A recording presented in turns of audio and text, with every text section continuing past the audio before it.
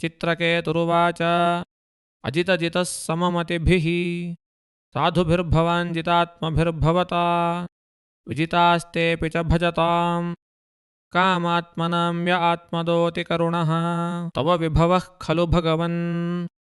जगदुदयस्थितिलयादीनि द्व्यस्तेंशांशाः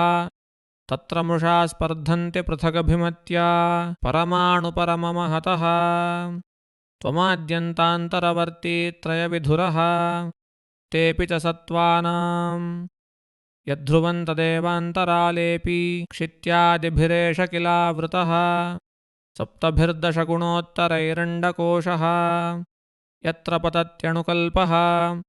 सहाण्डकोटिकोटिभिस्तदनन्तः विषयतृषो नरपशवो उपासते विभूतिर्न परन्त्वां तेषामाशिष ईश तदनु विनश्यन्ति यथा राजकुलं कामधियस्त्वयि रचिता न परमरोहन्ति यथा करम्भबीजानि ज्ञानात्मन्यगुणमये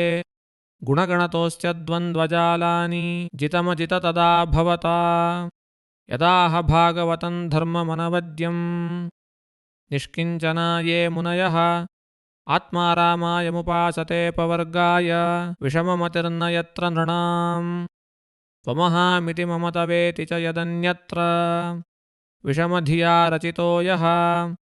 सह्यविशुद्धः क्षयिष्णुरधर्मबहुलः क्षेमो निजपरयोः कियान्वार्थस्वपरद्रुहा धर्मेण स्वद्रोहात्तव कोपः परसंपीडया च तथा धर्मः न व्यभिचरति तवेक्षा यया ह्यभिहितो भागवतो धर्मः स्थिरचरसत्त्वकदम्बेष् पृथग्धियो यमुपासते त्वार्याः न हि भगवन्न घटितमिदम्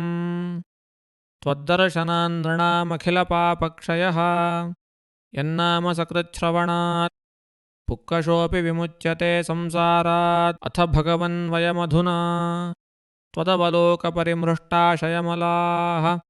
सुरर्षिणा यत्कथितं तावकेन कथमन्यथा भवति विदितमनन्तसमस्तम् तव जगदात्मनो जनैरिहाचरितं व्यप्यं परमगुरोः कियदिव सवितुरिव खद्योतैः तुभ्यं भगवते सकलजगत्स्थितिलयलयोदयेशाय